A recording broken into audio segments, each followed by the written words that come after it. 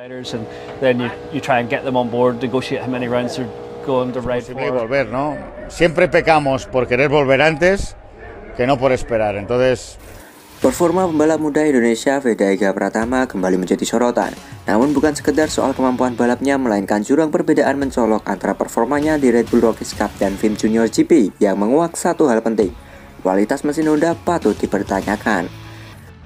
Di ajang Red Bull Rockies Cup, Veda tampil luar biasa. Ia berhasil meraih total 130 poin, bersaing ketat bahkan beberapa kali unggul dari pembalap-pembalap unggulan Eropa termasuk Brian Uriarte dan Hakim Deniz.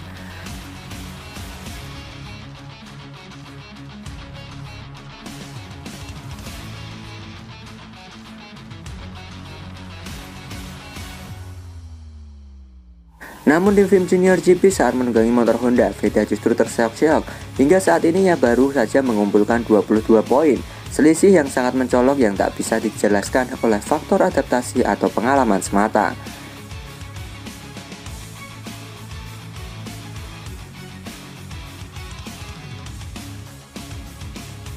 Sering kesulitan saat leg braking, kehilangan traksi di tikungan tajam, dan kalah di akselerasi lurus jadi gambaran bagaimana Honda seakan tidak mampu mengimbangi gaya balap agresif Veda. Sebaliknya, di Red Bull Rockies Cup yang memakai motor KTM dengan setup merata, Veda justru bisa tampil konsisten, cepat, dan seringkali naik podium.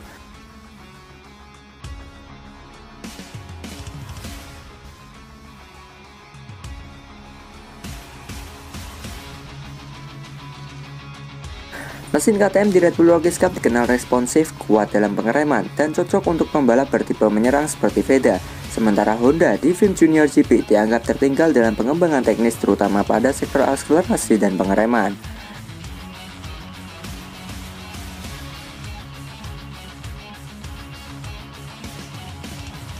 Kini perbedaan poin yang begitu mencolok ini bukan hanya menjadi catatan statistik, tapi juga menjadi alarm keras bahwa bakat besar Veda tidak boleh terus terpenjara oleh performa motor yang tak mendukung.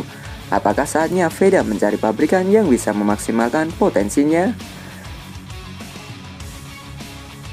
Terbukti, Honda Racing Asia jadi tim terlemah di VIM Junior GP.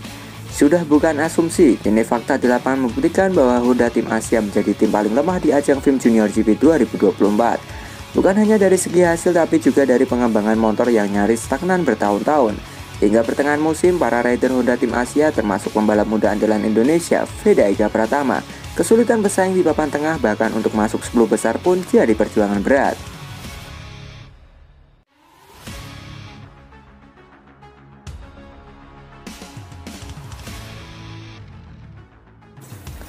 Tim Honda Racing Asia tidak menunjukkan progres berarti baik dari sisi mesin, setup maupun adaptasi lintasan. Rider mereka punya talenta tapi sayangnya motornya tak mampu bersaing, ungkap Mark Laverty. Fakta di lintasan memperlihatkan motor Honda Racing Asia selalu tertinggal di sektor akselerasi, kecepatan puncak hingga kemampuan pengereman saat duel well to well. Veda yang biasanya agresif di Red Bull Rockies Cup, di sini justru terkesan dibatasi kemampuan motornya sendiri.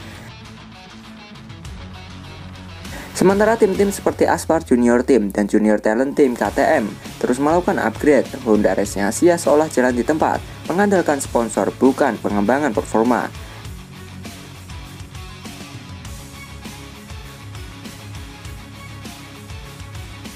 Masalah Honda Asia bukan hanya pada teknologi tapi juga filosofi tim. Mereka lebih fokus mencetak nama rider dari negara tertentu tanpa benar-benar menyiapkan motor yang kompetitif. Fakta demi fakta di VIM Junior GP makin menguatkan satu kesimpulan, Honda Racing Asia menjadi tim terlemah musim ini. Jika kondisi ini terus dibiarkan, bukan hanya prestasi yang hilang, tapi juga masa depan talenta besar Asia seperti Veda Ega Pratama yang ikut dikorbankan.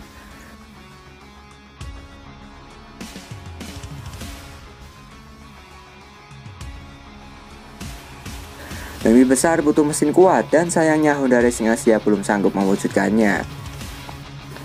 Dikecam pundit, Honda Racing Asia dinilai hanya kejar sponsor, bukan kualitas motor. Kritik tajam kembali menghantam Honda Racing Asia. Tim asal Jepang yang turun di VIM Junior GP ini kini tengah disorot tajam oleh sejumlah pundit balap junior Eropa karena dianggap lebih sibuk memburu sponsor ketimbang membangun motor yang kompetitif.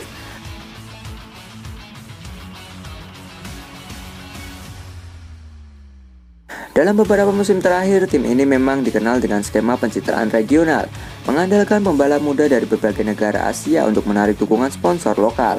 Namun sayangnya kualitas mesin dan pengembangan teknis justru dibiarkan stagnan. Talentanya ada, tapi motornya tidak. Honda Racing Asia terlalu fokus menjual citra Asia demi sponsor, tapi lupa tugas utama mereka membentuk tim yang layak bertarung, kata Carlos Ceca. Data juga mendukung kritik tersebut. Hingga pertengahan musim 2024, tak ada satupun pembalap Honda Racing Asia yang masuk konsisten dalam 5 besar. Bahkan podium terasa seperti mimpi yang makin jauh.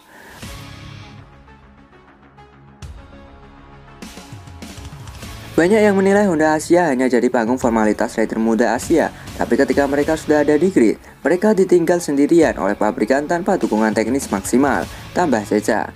Contoh paling jelas adalah Veda Ega Pratama, pembalap muda berbakat dari Indonesia di Red Bull Rockies Cup. Veda sanggup bersaing di papan atas, tapi di Vim Junior GP bersama Honda, ia seperti kehilangan taji karena motornya tidak kompetitif.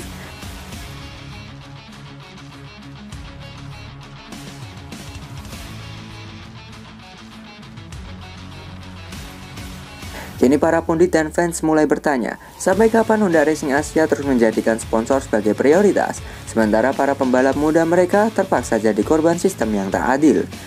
Bakat Asia terus bermunculan, tapi tanpa motor yang layak mereka hanya akan jadi pelengkap grid.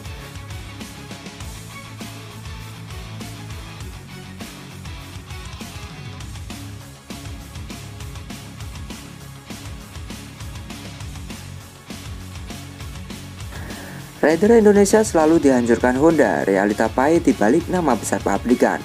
Nama Honda memang besar, tapi di balik reputasinya sebagai pabrikan raksasa, justru tersimpan ironi kelam bagi para rider muda Indonesia. Berkali-kali harapan dibangun tinggi, tapi akhirnya dihancurkan oleh ketidakseriusan pabrikan dalam memberikan motor yang kompetitif.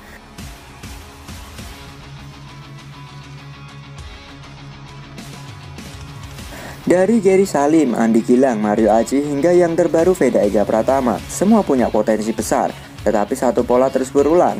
Mereka diberi motor lemah tanpa dukungan teknis setara rival Eropa, lalu disalahkan jika gagal bersaing.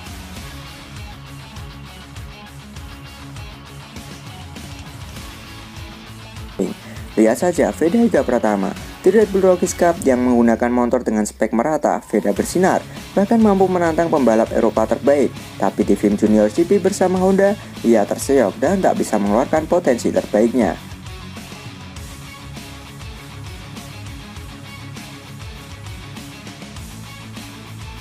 Honda terlalu sering menjadikan rider Asia khususnya Indonesia sebagai alat promosi, tapi di lintasan mereka dibiarkan bertarung sendirian dengan motor yang tak layak. Kisah ini bukan baru, Mario Aji pun mengalaminya, terjebak bertahun-tahun bersama motor Honda yang kalah cepat tanpa upgrade signifikan. Alhasil mental dan kepercayaan diri pun ikut terganggu. Pertanyaannya, kini sampai kapan talenta muda Indonesia harus terus-menerus dikorbankan?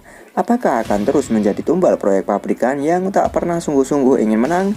Indonesia punya banyak rider bertalenta, tapi jika terus berada di bawah naungan pabrikan yang lebih fokus ke citra ketimbang performa, maka masa depan mereka bukan dibangun, melainkan dihancurkan. Jadi menurut kalian, apakah kalian setuju dengan perbedaan motor Honda dan KTM sangat berbeda, gengs? Yuk berikan pendapat kalian di kolom komentar.